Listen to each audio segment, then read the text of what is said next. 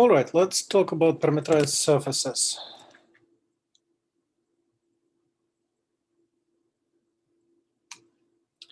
So let's review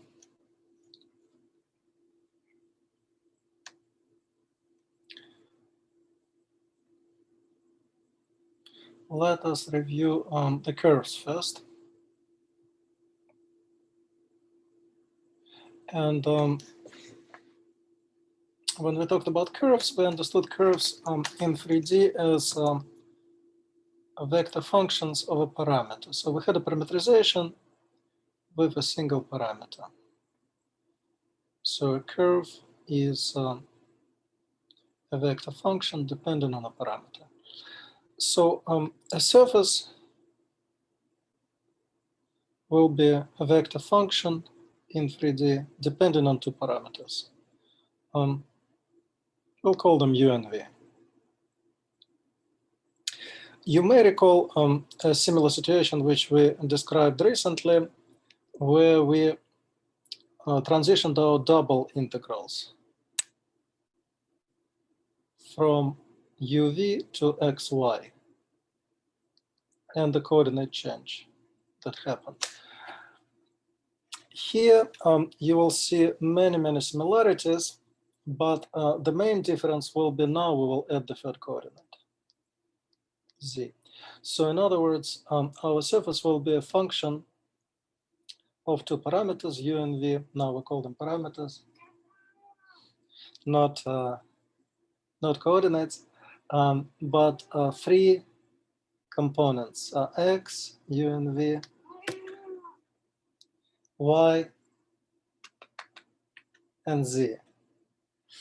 All three are functions of the parameters U and V. So the main goal, of course, in the end will be finding the area of the surface. So, and area of the surface will use very similar area element, because that's what was involved in double integrals, and there we called it the conversion factor. Here we will calculate the area of the surface given by parameterization to parameters in a very similar way. It will be the magnitude of RU cross RV. But before we get to this point, we will discuss particular examples. We will discuss tangent plane and surfaces of revolution, which will give us particular range of nice examples.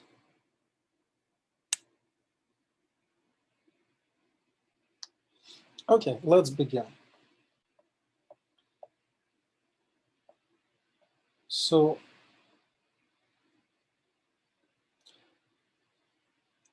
later in class, we'll apply it to the special situation where our surface will be just given by a function. Z is a function of X and Y. For that, of course, we already know the answer for the area. Area there will be given as double integral of square root of 1 plus dz dx squared plus dz dy squared dx dy over the region D. But we will see how this particular formula will come out of our more general formula for the situation with more general situation with two parameters. So area of surface given by Z as a function of X and Y. Okay, so after you understand this video, try to get this particular formula as a outcome of our more general one. But okay, let's move on. So parametric surfaces, you have x, y, z now functions of two parameters, and they are defined on some region in the UV plane. So these are what we call parametric equations of our surface. Let's take a look at an example first. So that's the general situation where transforming two-dimensional region D into into a surface in 3D, in R3, parametric surface. And here's an example of a parametric surface. Let's see if we can understand what it is.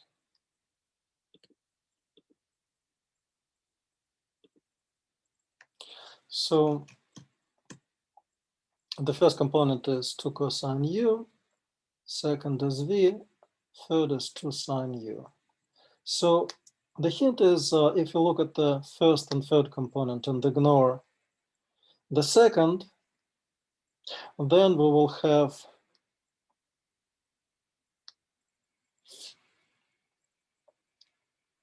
a familiar parameterization for a circle of radius 2 in xz plane.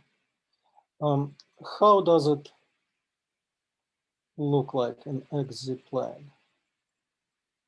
So we'll start at this point when u is 0, x is equal to 2, z is equal to 0, and we proceed in the counterclockwise direction. So that means that it will look like this. That's the circle. We'll proceed counterclockwise. And then if we take v into account, so that's the second independent parameter, which just gives us the position on the y-axis. So no matter what v is, that will describe, as we change u, will describe a circle around, centered on the y-axis of radius 2. So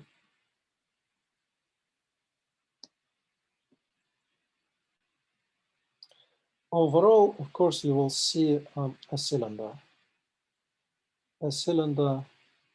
of the radius 2 with the axis along the given by the y-axis of z. Okay, so that's the picture, and that's a simple example. Look at more interesting example in class.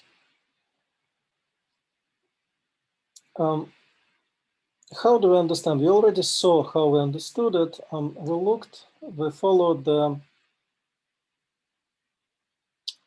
so-called grid lines. So when we set x or y, when we set one of the parameters equal to a constant. So in particular, when we were ignoring v, we set v equal to 0, and that gave us the circle in the xz plane. Alternatively, if we would set u to 0, then we would get a straight line through x. So this is the line u equals to 0. So you have this grid lines or curves on the surface. And we understand the three-dimensional surfaces through those grid lines. So in the general situation, that's how it looks like. If that's the region D that we are transforming into a surface in 3D, then those vertical and horizontal grid lines turn into the grid lines on the surface.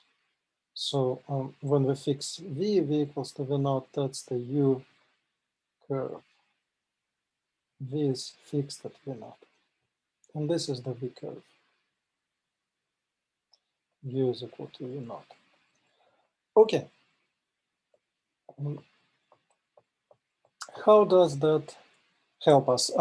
That will help us to find area in much the same way that it did when we talked about change of coordinates in double integrals.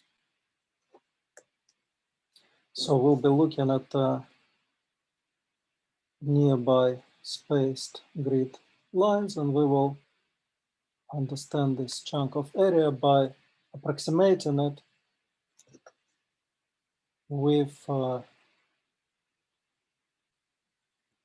parallelogram based on those grid lines, with this parallelogram of tangent, based on the tangent vectors. Okay. So let's take a look at a typical parameterization. So just like for curves, if you want to calculate any kind of line integrals, find the arc lengths for a curve, you'd have to first parameterize it. Similarly here, given the surface in 3D, two-dimensional surface, let's say this sphere, the first thing you want to do to calculate anything is find parameterization. So you need to find two parameters which will describe the sphere. Of course, since the sphere is best described, most suited coordinates are spherical coordinates, then you recall that it's given by rho equals a constant or radius of the sphere, and then the other two coordinates will give natural parameterization for the sphere. So that means x would be given as a, which is rho, what rho equals on a sphere, the radius times sine phi cosine theta, y would be a sine phi sine theta, and z would be just equal to a cosine phi. This would be the parameterization for the sphere. You have to also mention the angles. Theta would be ranging between 0 and 2 pi. What can we say about phi? Anywhere between. And you can write it like this as well as a vector with ijk and components. So if we understand the region D in this case as a rectangle, then it's clear what the grid lines in this case are. So theta and phi.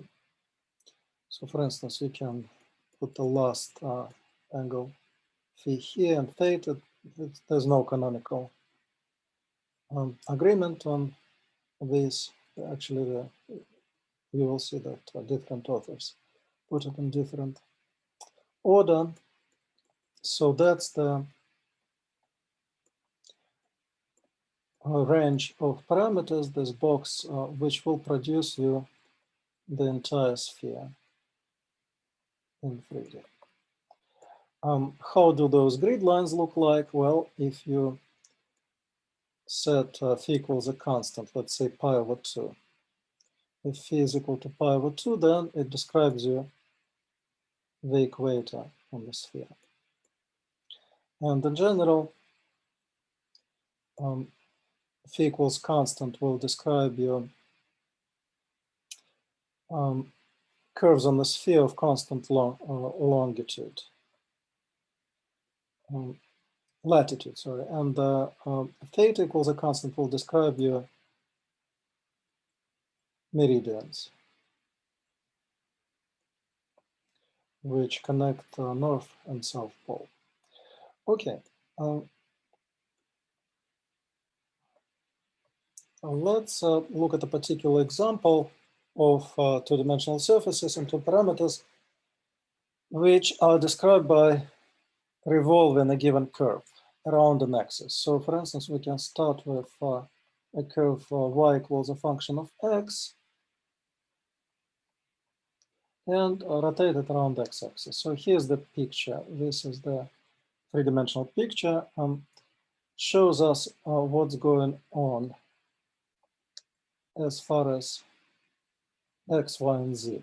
So of course, x would be one of the parameters.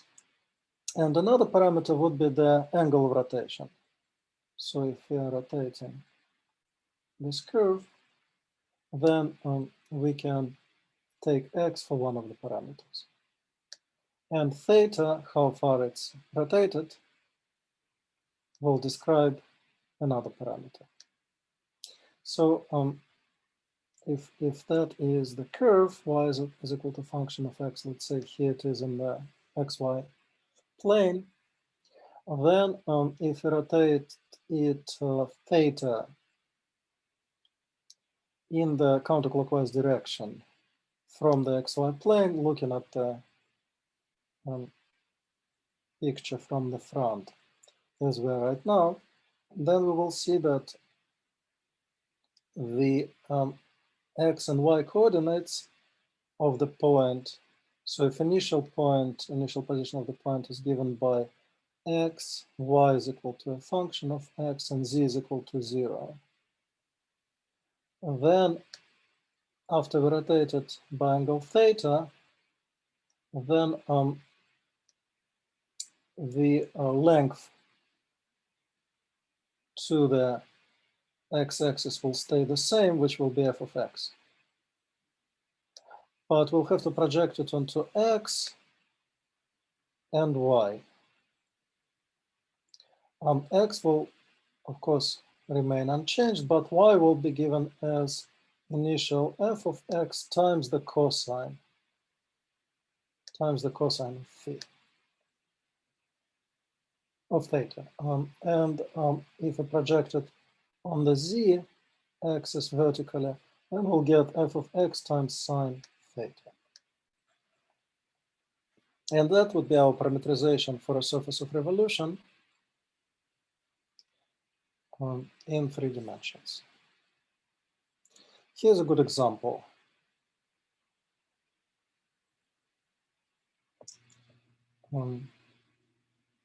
So this is the general situation for any curve. Y is equal to f of x. So y equals f of x rotated about x-axis. It will be parameterized like so. And a good example of this would be sine curve rotated around x-axis. So what happens if you take the original sine curve and rotate it around x? Well, according to the formulas above,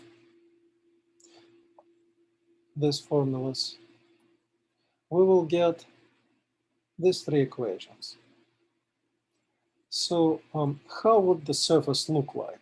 So take a moment, pause the video, try to sketch it,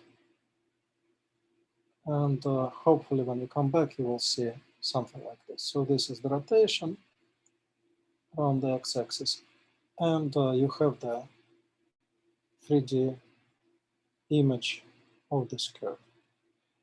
Okay, so let's briefly mention tangent planes. If you have a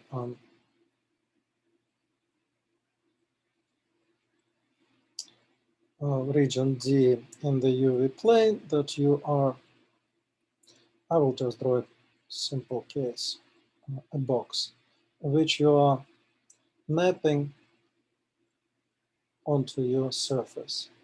Then the grid lines will be a natural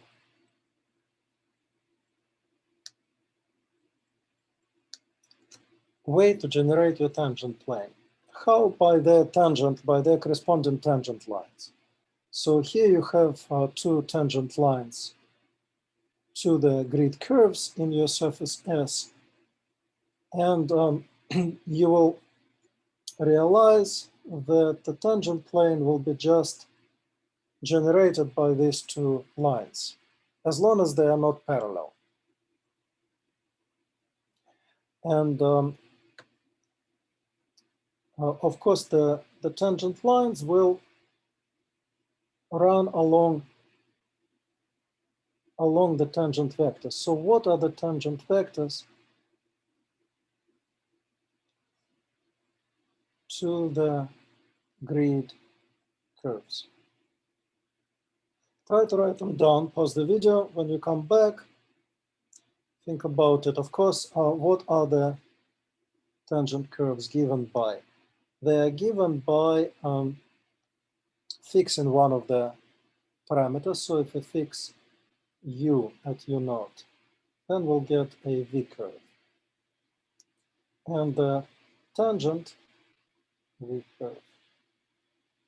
The tangent to the v curve will be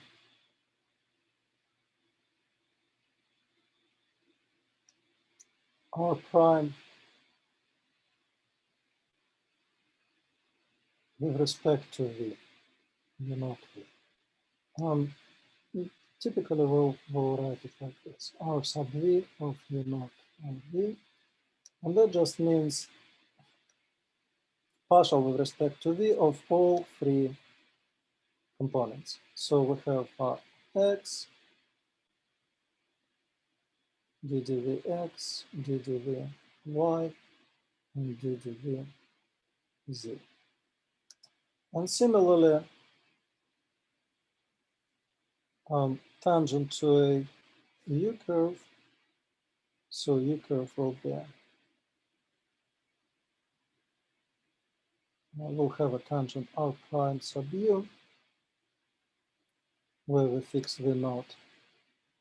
And yeah, we sometimes we write prime, sometimes we don't, but we'll have the partials with respect to v of x, y, and z. So then, if these two vectors are in the plane, let's say this is r sub u, this is r sub v, then the normal is naturally given by the cross product, right? So r sub u cross r sub v.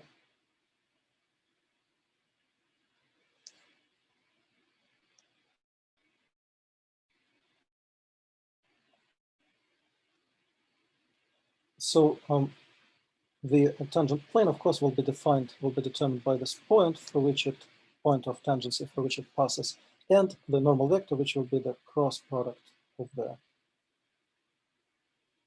tangent vectors, of the partial derivatives. So we'll take a look at an example. So let's say that we are dealing with this surface with these parametric equations. Try to find the tangent plane. So let's start with parameterization. R of uv is equal to u squared v squared u plus 2v. Then the tangent vectors with respect to u, you'll get 2u 0, 1. With respect to v, you'll get 0 to v 2. And if that's the point, we know that x, y, and z are given by the coordinates of this point. So we can also determine the u and v parameters, which result in this 3D coordinate. So we'll know that u squared is equal to 1, v squared is also equal to 1, and u plus 2v is equal to 3 at the same time. So we can conclude that u is equal to plus or minus 1, v is also plus or minus 1, and since u plus 2v is equal to 3, it follows that they can only be each equal to 1. U is equal to v is equal to 1. So we can find the normal vector, which will be the cross product of ijk in the first row of the determinant, and at uv equals 1, 1, and same here, our tangent vectors look like 2, 0, 1,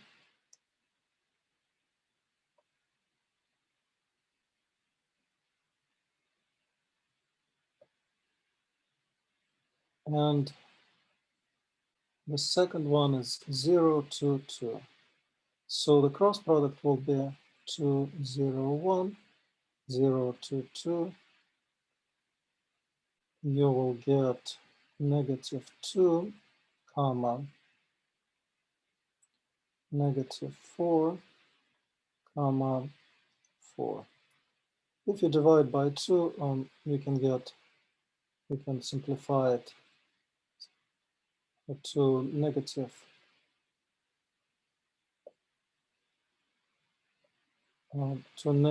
1, negative 2, or let's flip all the signs, positive 2, positive 2. So that's another normal vector, which will define the same plane. If we have the normal vector and the point, so we're seeking the tangent plane defined by this normal vector through 1, 1, 3. Then it will look like z minus 3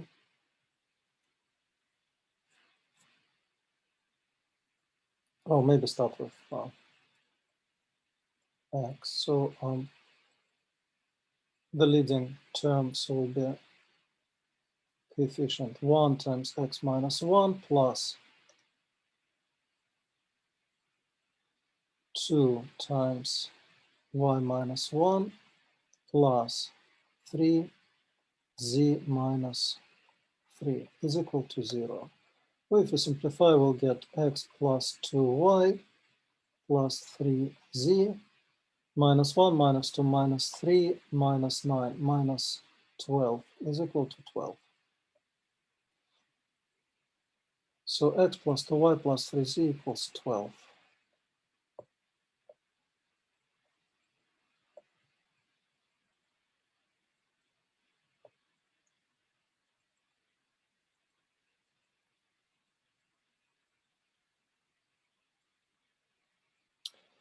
Yes, there is a mistake here. Sorry about that. Let's fix it.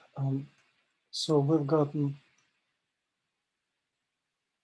x plus 2y plus 3z equals 12. Let's check that hopefully it's equivalent to this work. So the cross product, minus 2 minus 4 plus 4. So the parameters are u and v equals 1.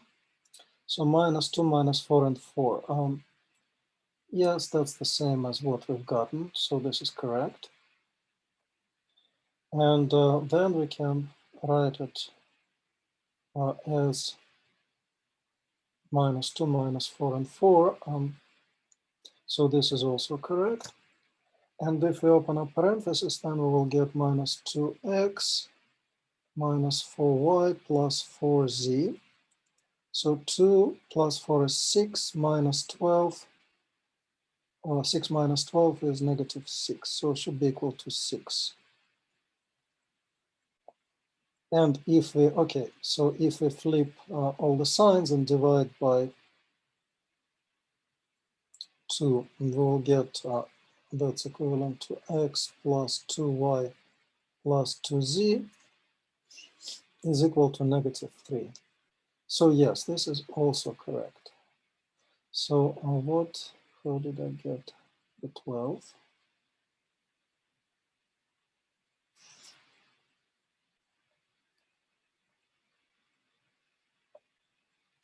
Oh, I see, I've forgotten the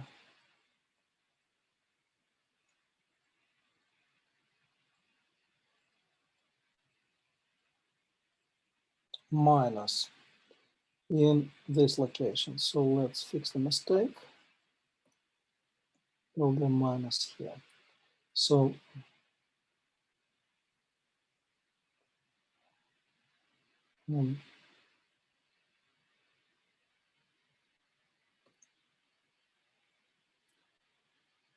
So the coefficient in front of k is 4.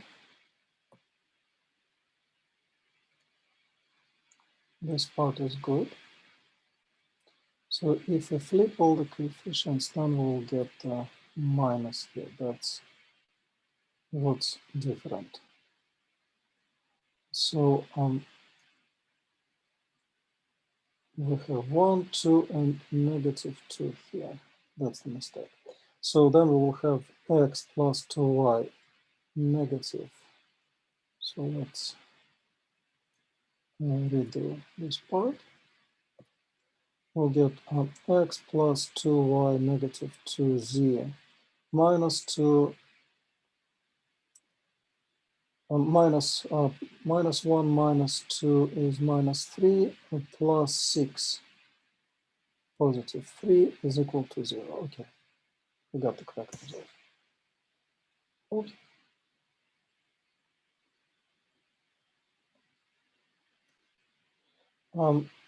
Finally, a couple of words about surface area. So the only difference from this change of area formula is now you are mapping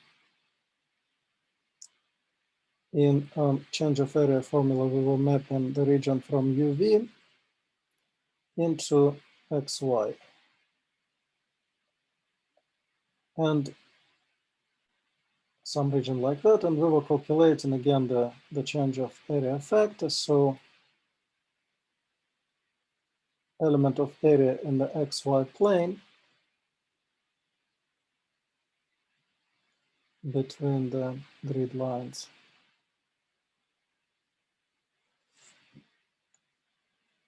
Was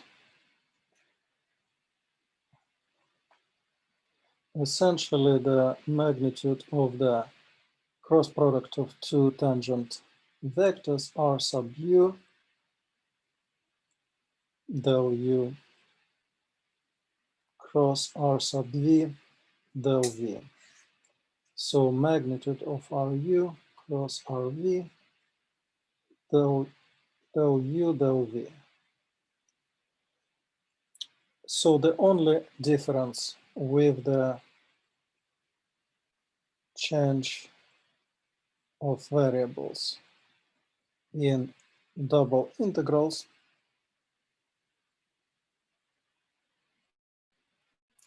will be now that we're going to add the third coordinate z. So now we will have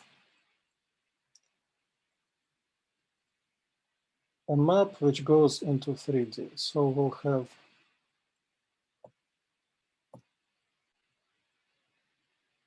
a surface, and the horizontal and vertical grid lines in UV plane will transform into the curves on the surface.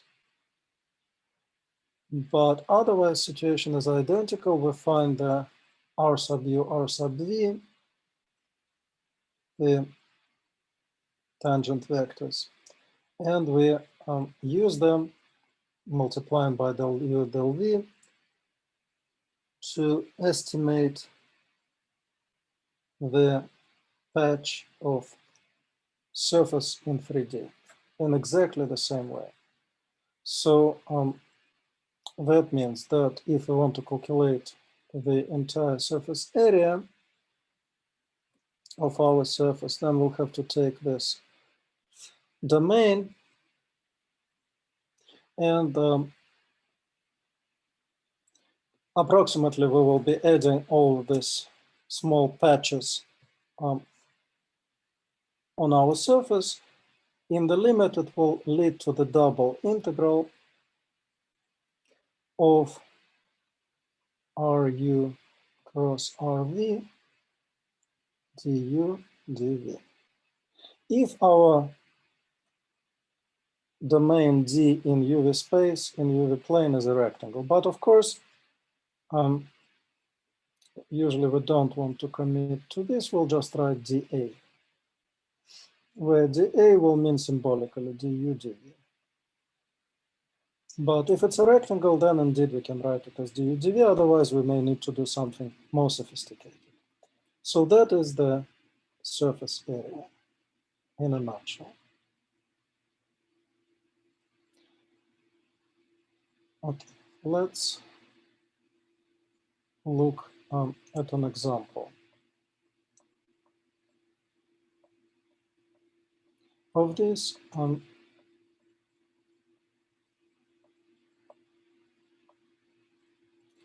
And that is the example. Find the area of a unit sphere.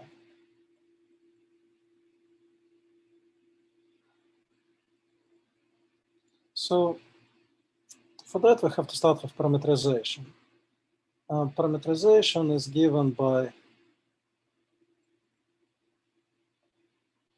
x is equal to, if it's a unit sphere, then radius is equal to 1. So radius times sine phi cosine theta, y is sine phi sine theta, z is cosine phi. So we'll have to find the, if this is our r of theta and phi, sine phi cos theta, sine phi sine theta and cos phi. Then we'll have to find r sub theta, r sub phi, cross product, and then the magnitude of the cross product. And that's what we'll have to integrate. Quite a lot of work, but let's do it. Each of the steps in particular is not very complicated. So when you're doing with respect to partial with respect to theta, you will get sine phi negative sine theta, sine phi cos theta, negatives. Well, this is, oops, this, if you take a derivative with respect to theta, of course, you will get 0. With respect to phi, now we'll get cos phi cos theta, same here sine theta, and finally negative sine phi. So how do we calculate the cross product? Just write everything in a matrix. So once again, with respect to theta, negative sine phi sine theta, sine phi cos theta, and 0. With respect to phi, we'll get cos phi cosine theta, cos phi sine theta, minus sine phi. So what do we get?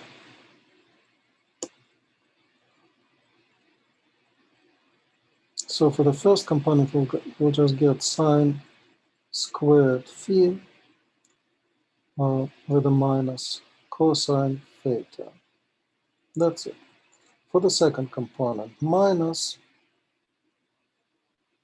we'll get sine squared phi sine theta, and nothing else. And for the last component, we'll get negative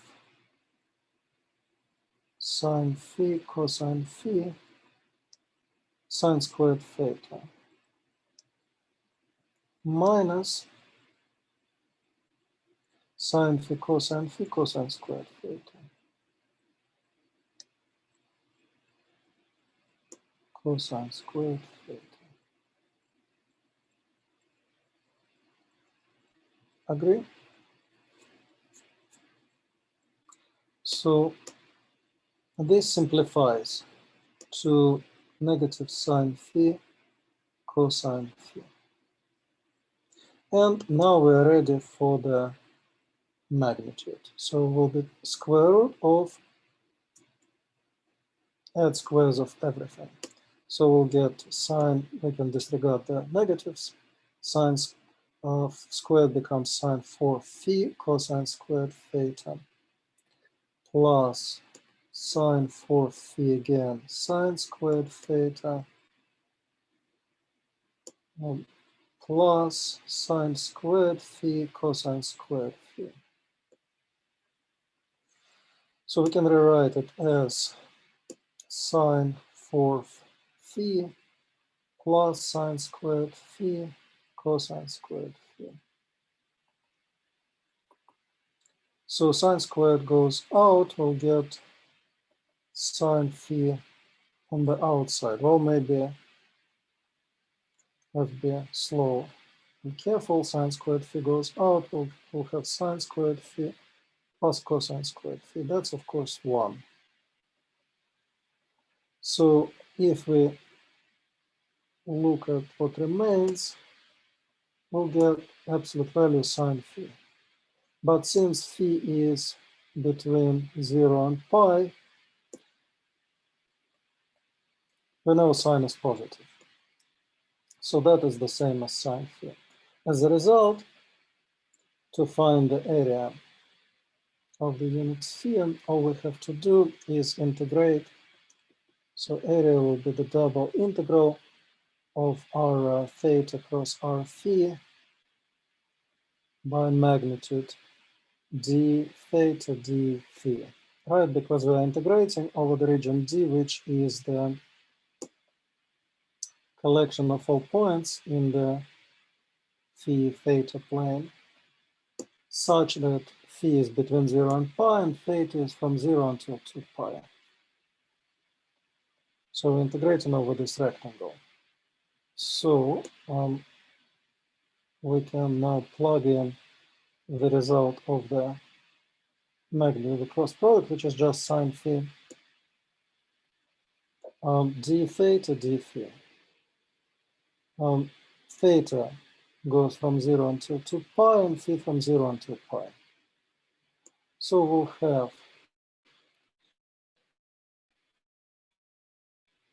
integral with respect to theta, of course, is 2 pi. Antiderivative of sine is negative cosine phi from 0 until pi.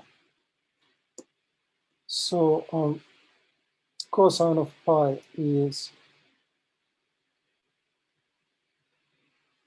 -1 minus cosine of 0 is 1. So we'll get -2 pi times -1 is -2. The result is 4 pi. Just as expected, 4 pi times the square of the radius, which in this case is 1, will give us the correct area of the sphere. All right, we'll do more in class. Practice. I will see you then.